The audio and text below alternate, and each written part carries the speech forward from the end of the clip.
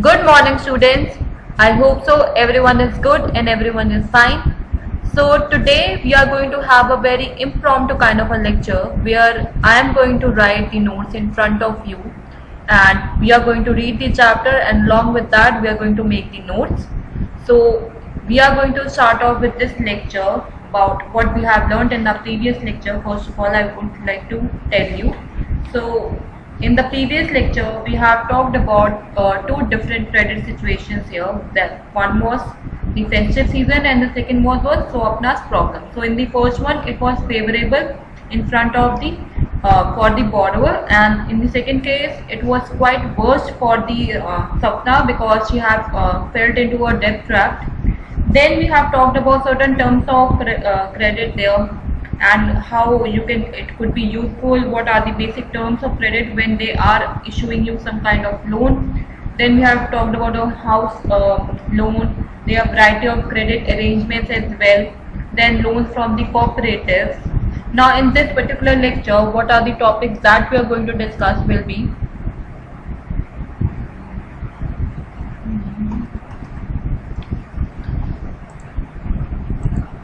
so the topics that we are going to be covering in this particular lecture will be formal sector credit in India. So how this formal and informal sectors of this credit works in India, we'll talk about that. There are various types of loan that we do. So it is divided into this formal and informal kind of credit situations in India.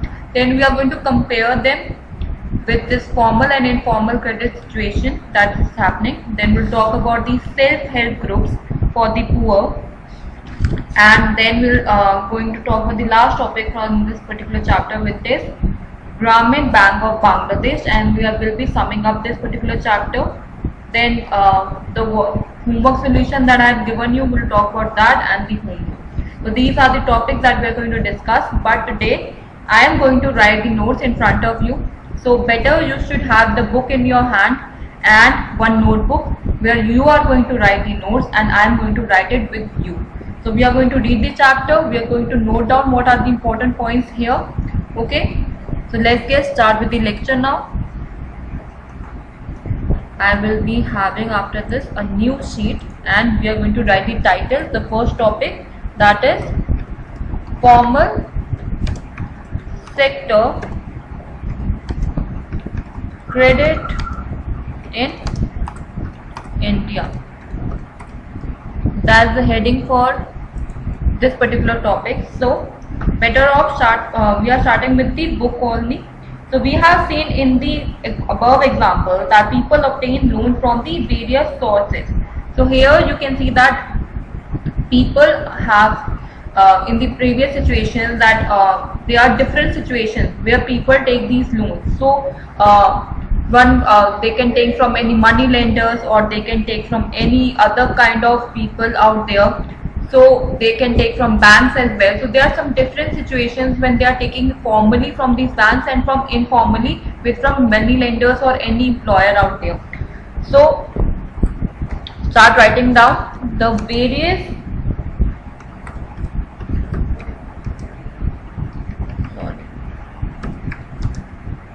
various types of loans can be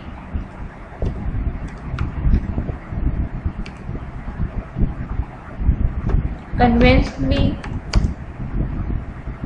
grouped as formal sector loans and informal sector loans.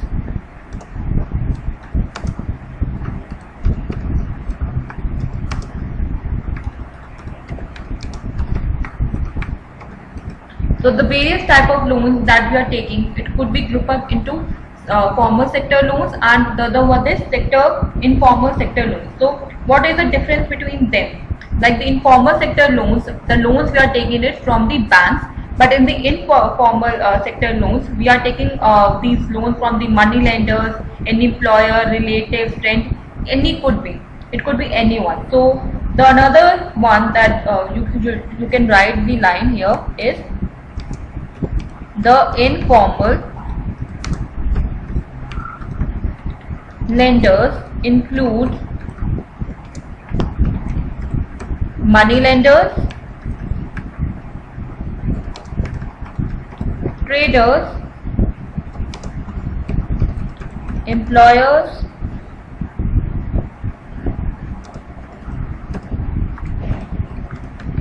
relatives and friends. So these are the people from where you can take these informal loans kind of a thing. So अब formal और informal में हमारे पास difference ये आ गया कि जो formal sector loan लेते हैं, जो क्रेडिट सिचुएशन होती है, वो हम बैंक से लेते हैं, जहाँ पे हमारे पास एक श्योरेंस होता है बैंक की साइड से दैट की at this point of time we can repay that particular amount to them. But in informal lenders जब हम लेते हैं in these basically it actually happens in the rural areas most of the time where they take this particular money or as a kind of a loan from these money lenders, traders, employers and all these things. So basically they have to give them certain assurance क्योंकि वो जो rate of interest वो लगाते हैं that is more than any bank could even apply. You have read this in the previous example also how they actually rent these particular loan and what they actually take out of them. So here in the graph 1 in your book you can see that you can see the various sources of credit to rural households in India is more credit coming from the formal sector or the informal sector. So the one graph has been given to you in your book if you have to study that the sources of credit per thousand of rural households in India is 2012. कैसे उन्होंने मतलब किस हिसाब से उन्होंने लिया था. तो सबसे ज्यादा उन्होंने बैंक से लिया है वो सिर्फ 25% है जो उन्होंने बैंक से लिया. देन उन्होंने कोऑपरेटिव या सोसाइटी या बैंक उनसे कुछ लिया है वो 25% है. 1% they have taken from government, relative या फ्रेंड से 8%, लैंडलॉर्ड से 1%, अदर एजेंसी से 8%. मोस्टली उन्होंने अगर पैसे उन्होंने जो रूरल जो ये हैं उन्होंने लिए हैं किससे लिए हैं वो लिए उन्होंने मनी लेंडर से 33% mostly.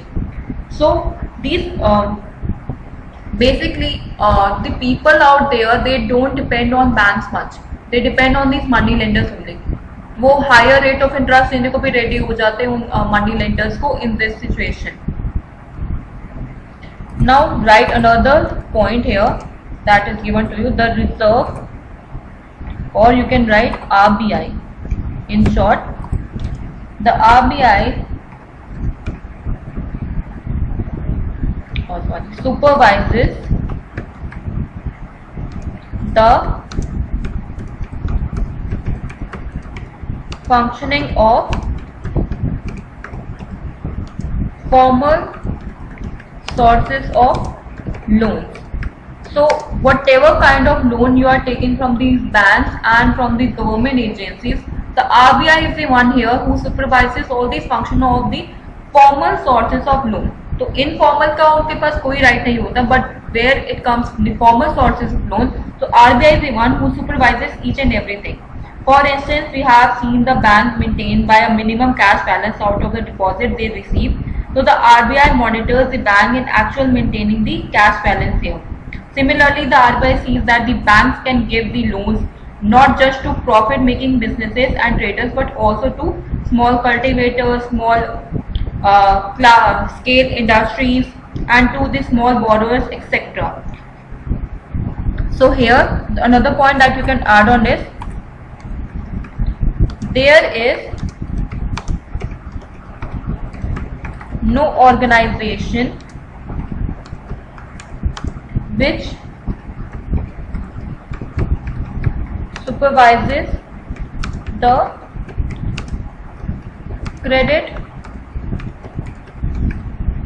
activities of lender in the informal sector. Now if you see that in the formal sector the RBI has all the authority to supervise each and everything and partially give them loans, and उनको time भी मिल जाता है वहाँ पे उसको repay करने का, उनको एडवांटेजेस भी बहुत ज़्यादा मिलते हैं. But when it comes to this informal sector there is no organization which supervises their credit activities by these lenders in the informal sector. So if we have to compare it also, तो we have seen that कि जो formal sector है that is much better than any of these जो money lend करते हैं ये सारी situations में.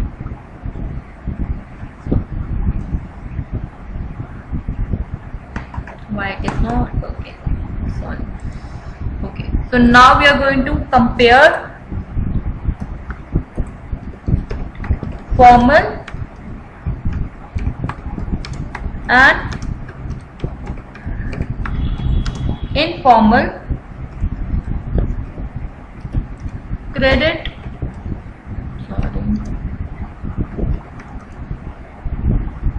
situation in India. So that's another topic that we are going to discuss now. So here, if you see that in your book also, that is, we are comparing to the formal lenders. Most of the informal lenders charge a much higher rate on loan, thus the cost to the borrower of informal loans is much higher. So now if we compare both these sectors, like in the formal sector, where RBI is the one who monitors everything and the banks are giving these loans, they are giving them a proper time to repay them, वो भी installments में. They are not asking anything much, and जो interest of rate भी होता है, that is much less than any money lender could just give them at that point of time. So here the first point that we can write is that most of the informal lenders charge a much higher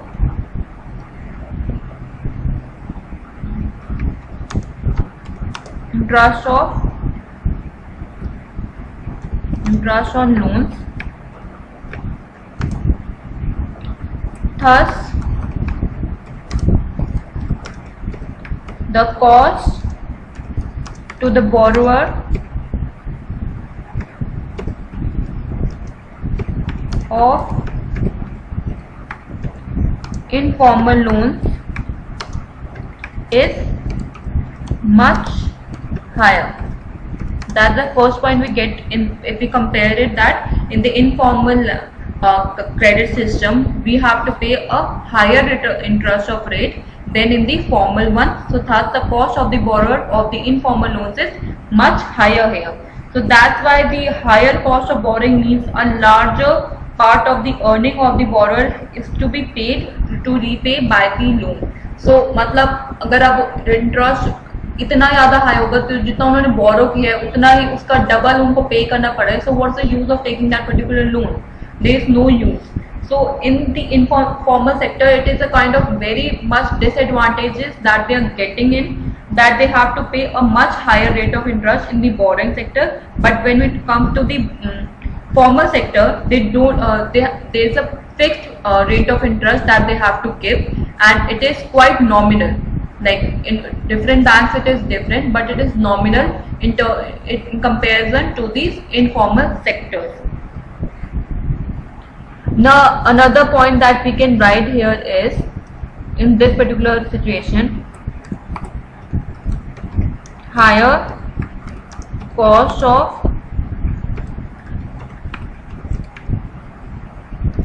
borrowing means a larger part of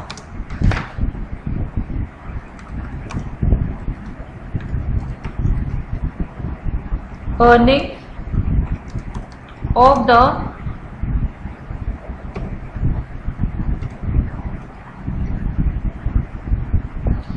borrowers is used to repay the loan. That is the second point. So where the higher cost of borrowing means a larger part of the earning of the borrower is used to repay the loan. So in this previous situation where we have talked about the Sonpur situation, we have saw that in that case the higher rate of interest for borrowing can mean that the amount to be repaid is greater than the income of the borrower. So income, agar see, for example, I am giving you the income of the borrower is 10,000 and he have to repay that particular loan in like जो interest rate लगा हुआ है that is around 40 to 45% और उसको repay करना होता है around 15,000 जितना उसने लोन लिया था. सो अब just because of the rate of interest इतना ज़्यादा हाई है, तो हायर कॉस्ट ऑफ बोरिंग इसका मतलब होता है उसके एक जितना वो अर्न कर रहा है उसको एक लार्जर पार्ट उस बोरोर को एज ए रीपे देना पड़ता है लोन की तरह। तो कहाँ से वो अगर वो जितना उसने लोन दिया है जितना वो कमा नहीं रहा उसका, अगर वो कमा भी रहा है तो उसका सबसे ज़्यादा पार्ट तो वो लोन में पे कर रहा है, तो उसकी लिविंग के लिए कितना बचेगा।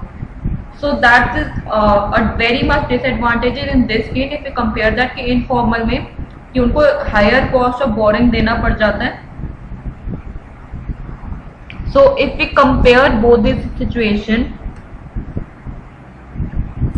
जो फॉर्मल सेक्टर है that is cheap and affordable credit is crucial for the country's development here, so they are giving cheaper rate of credit situation here। तो अगर हम compare करें that you can write in the end that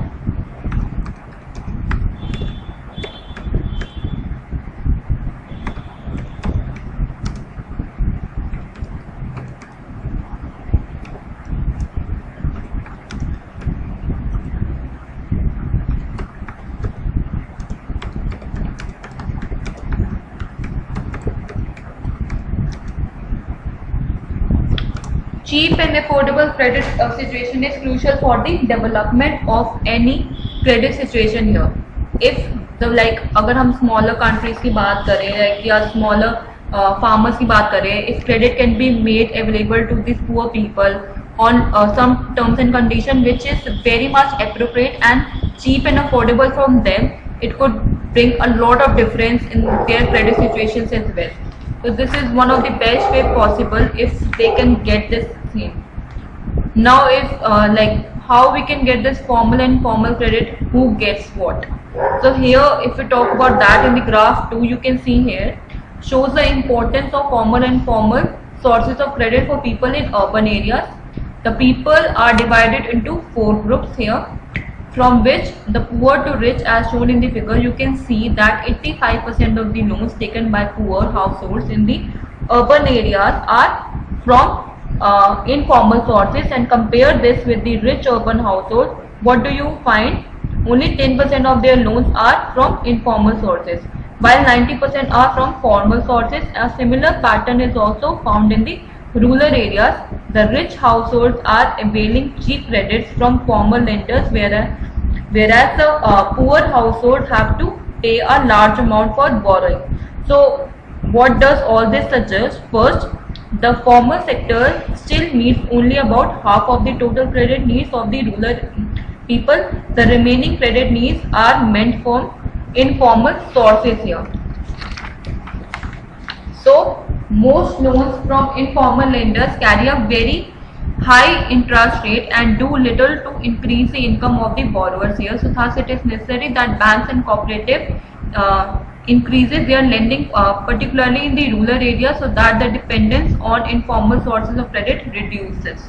So that's a normal situation कि अगर उनको situations ठीक करनी है इनफॉर्मल सेक्टर्स की या फिर मतलब फॉर्मल सेक्टर ऑफ क्रेडिट की, so they have to lend these particular loans into some nominal rate and affordable rate, तभी जाके ही लोग जो फॉर्मल सेक्टर से ज़्यादा अट्रैक्ट करेंगे, वरना वो वापस से उन्हीं मनी लेंडर्स के पास ही जाएंगे बार बार। सो इसमें और कोई चीज़ नहीं है जो हम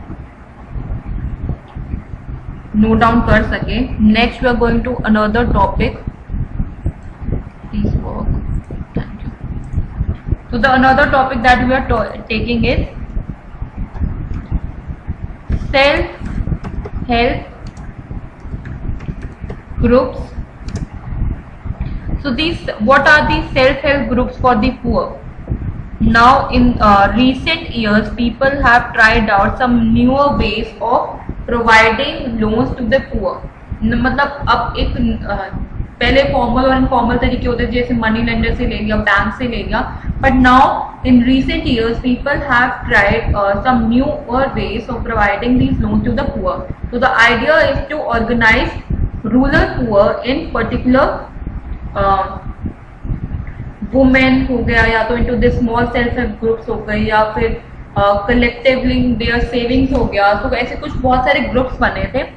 सो in the previous section we have seen that poor households are still dependent on the informal source of credit. Banks are not present everywhere in this rural India. Even when they are present, getting a loan from the bank is much more difficult than taking a loan from these informal sources. So as we saw that Megha also took a bank loan that required proper documentation and collateration, and absence of collateration is one of the major reasons which prevents the poor from getting these bank loans. So these informal lenders such as money lenders on the other hand know the borrowers personally and hence are willing to give a loan without collateration. So the borrowers can if necessary approach the money lenders even without repaying their earlier loans. However, the money lenders charge very high rate of interest, keep no record of the transactions and harass the poor borrowers. So just don't think about that. The thing I am writing, please note it down that. So here a typical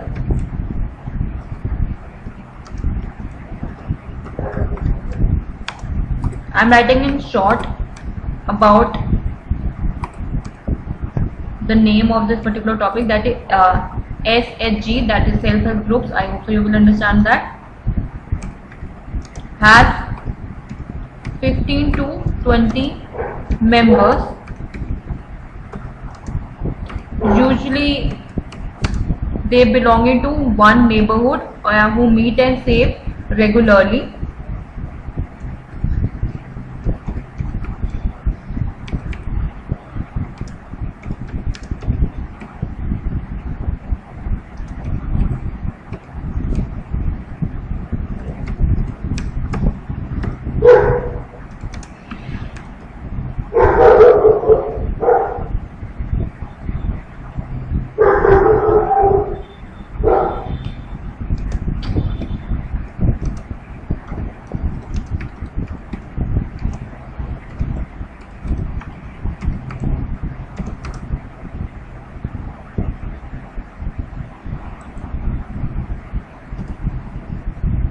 Okay, so the first point here is a typical self-help groups are having 15 to 20 members. They are usually belonging to one neighborhood who meet and save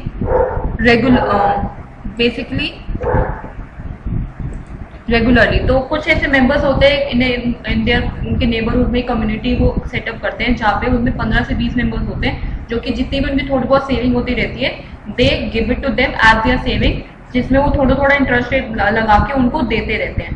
so here like saving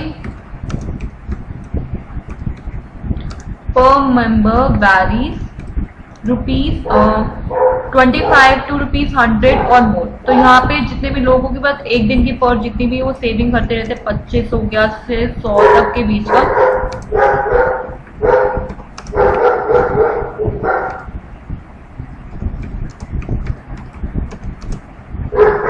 this could be their saving जो कि वो अपने neighbourhood में जाके देते रहते हैं.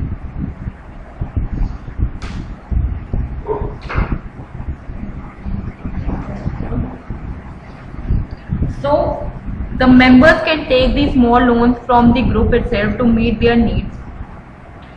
जब वो ऐसी सेविंग्स करते रहते हैं साथ साथ में, so the members take these small loans from the group itself to meet their needs, and the group charges interest on these loans, but this is still less than what the money lenders charge.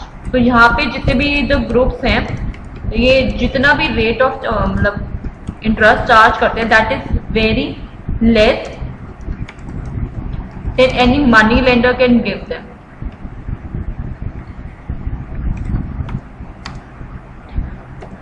This is going to be tough.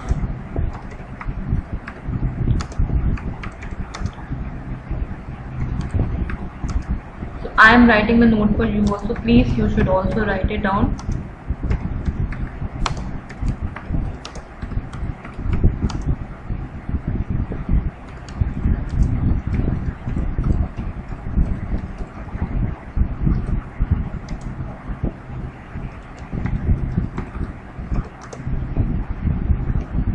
So when they charge this, they give a time of 1 year or 2, and if the group is regular in saving, it becomes eligible for availing loan from the bank.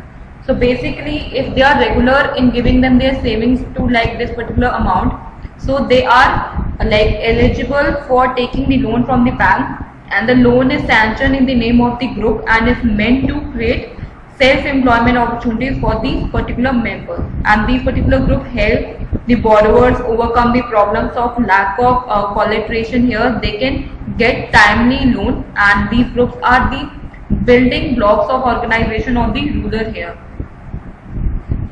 So I have to write these points for you here, so you can also write it down.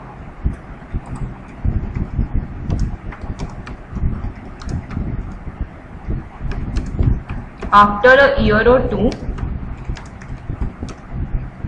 if the group is regular in saving,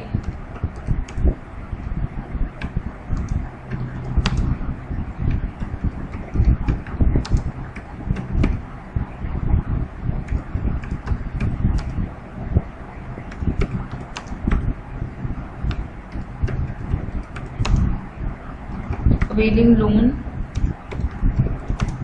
from the bank,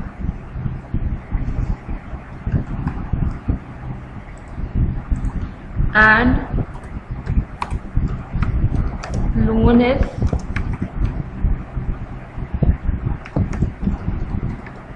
sanctioned in the name of the group and is meant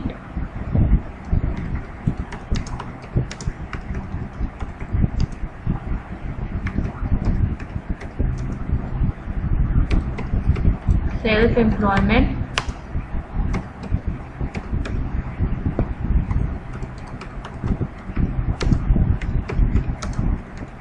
for the members.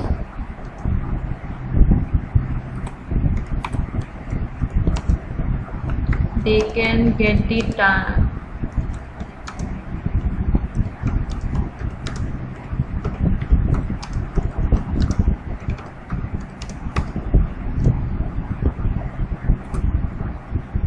and these are the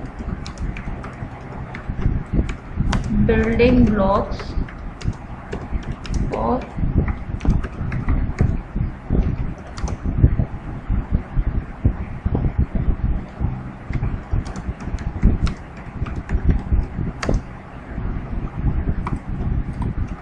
India.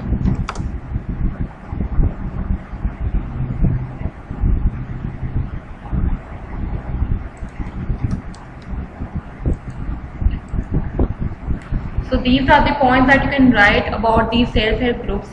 First of all, what we till now we have discussed that typically these groups are of 15 to 20 members, usually belonging to one neighborhood, who meet these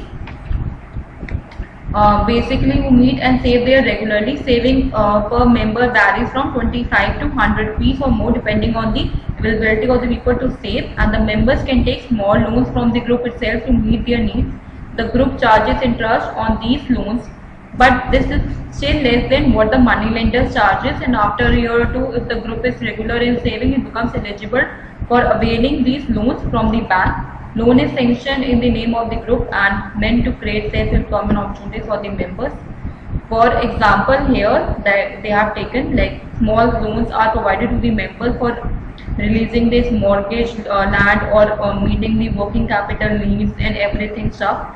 So most of the important decisions regarding the saving and loan activities are taken by these group members, and the group decides as regards the loan to be granted or not, for the purpose, amount, interest to be charged and everything. These groups are the one who decide each and everything here. So these help the borrowers to overcome the problem of lack of collateration, and they can get timely loan for a variety of purposes at a reasonable rate of interest. Moreover, they are the building blocks of organization of the rural poor.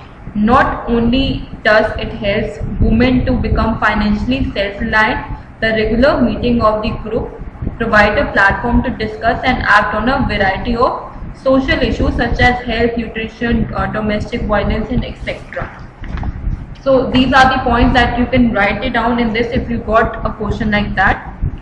Next topic that we are going to discuss is Grameen Bank of Bangladesh. So please write down the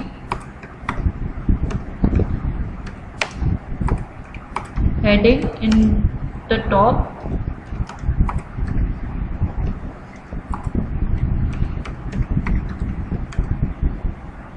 So what does this particular topic say here is that Grameen Bank of Bangladesh is one of the biggest success stories in reaching the poor to meet their credit needs at a reasonable rate.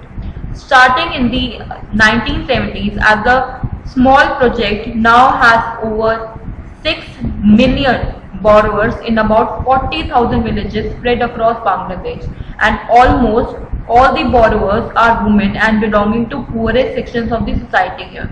These borrowers have provided that not only the poor women reliable borrowers, but they can start and run a variety of small income generating activities successfully. Professor like Muhammad Yunus was the founder of Grameen Bank and recipient of 2006 Nobel Prize for Peace here.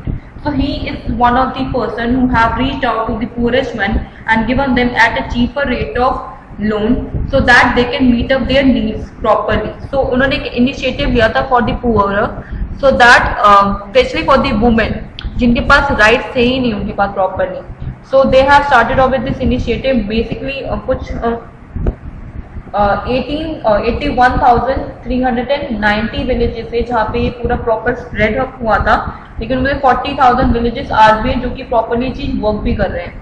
So basically they have initiated this particular thing with a noble like charity kind of a thing that उन्होंने बोला भी था that if credit can be made available to the poor people on terms and conditions that are appropriate and reasonable, these millions of small people with their millions of small pursuits can add to and create the biggest development wonders. So उन्होंने कहा था कि अगर हम उनको opportunities देंगे, अगर हम उनको लोन ग्रांट करेंगे, जो वो चाहते हैं वो करना चाहते हैं, उनको हम अगर बोलेंगे मतलब उनकी हेल्प आउट करेंगे some way or the other, they can become the part of the biggest development wonder anyone could have ever seen it. So that's one of the reasons why they have started off with these initiative to give loans on a very nominal and affordable range. So here the point that we can write here is, start writing down with me. Grameen Bank is one of the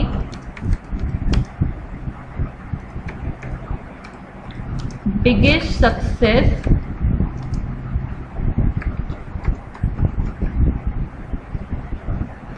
stories in reaching the poor to meet their credit needs and at a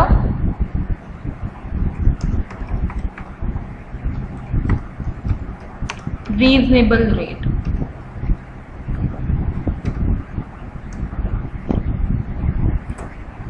So you can mark that line. I am not writing it down for you. That started in the 1970s as a small project. Grameen Bank in October 2014 has over 8.63 million members in about 81 villages spread across Bangladesh. Now almost all the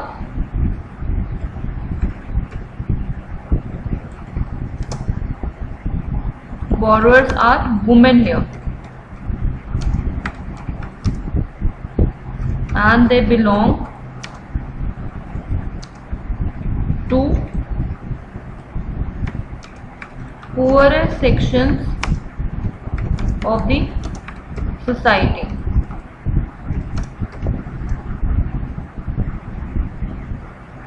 Now these borrowers have proved that not only are poor women reliable borrowers, but they can start and run a variety of small income generating activities successfully. You can write that line as well. I am writing the last line about professor, जो कि इसमें दे नहीं रखी है.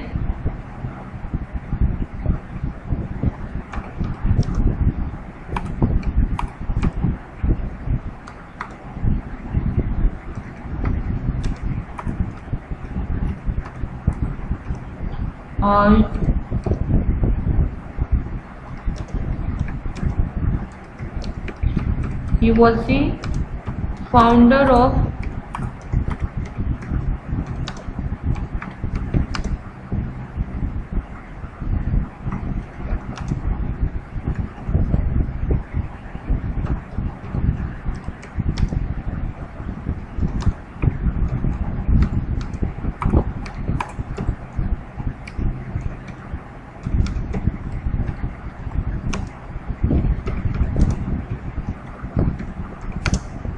So that's it.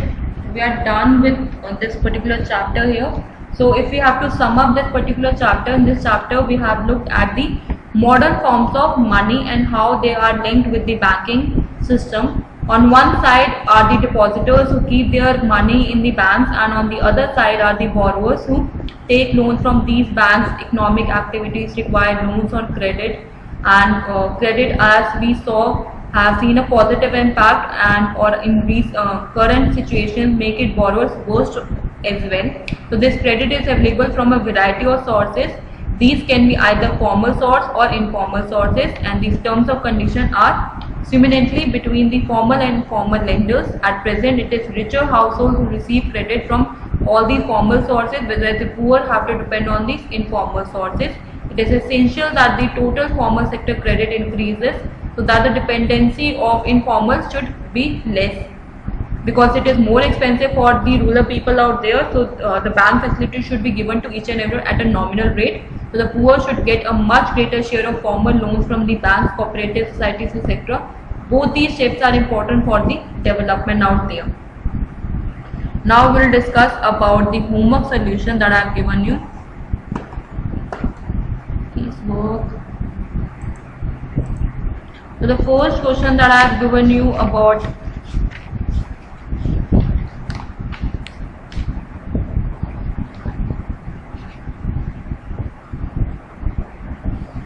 why do these lenders fail to give it?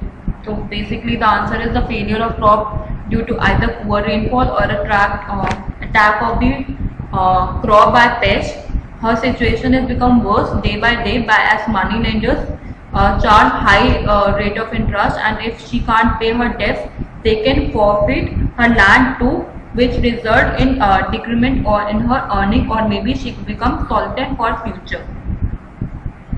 Now question number 2 was collateration. So collateration is an asset that can be the borrower owns, such as land, building, vehicle, livestock, deposits, etc. And it is asked by lender for following purpose as a guarantee to a lender until the loan is repaid, and in case of default, unable to pay a loan, the lender can sell it or use it. Now another, I have given you one exercise also, which was given on page number 47. So we can discuss it here only. So the first question lists some various sources of credit in Sonpur. The various sources you can write it down: village, money lenders, traders, landowners, commercial banks, or Krishak cooperative society. Now underline the various uses of credit in Sonpur in the above passage. You can do it on your own, that is कुछ है नहीं उसमें. Now compare the terms of credit for the small farmer, the medium farmers, and the landless agriculture workers in Sonpur. So in terms of credit for the smaller farmer, higher rate of interest, promise to sell crops to traders at lower prices as repayment of loan. In the medium farmers, the terms of credit for the medium farmers are they can take loan from banks or from the cooperative for who charge very low rate of interest, and loan can be paid back in the next 3 years. And for the landless agriculture workers, the borrowers has no means to repay the loans in cash, so he pledges to repay loans by working for the landowners, and the rate of interest is very high there. Now can anyone in Sonpur get credit at a cheap rate? How these people are doing? So don't need to do that as well. Like if you next is that tick the correct answer. ये भी आप खुद ही कर लो, last वाला करने की जरूरत नहीं है. So the homework that I want to assign in this particular lecture is, what is the difference between formal and informal sources of credit here? Second question, why should credit at reasonable rates be available for all? And third, why do you think that the share of formal sector credit is higher for the richer household compared to the poor household? So we are done with the chapter. If you have queries from any of the topics that you are not able to understand, I hope so there will be queries. So let me know. I will make the notes for you and I will explain you in the online class now. In the queries, let me know all your queries that you are not able to understand. Okay, so that's it for this lecture. Thank you so much.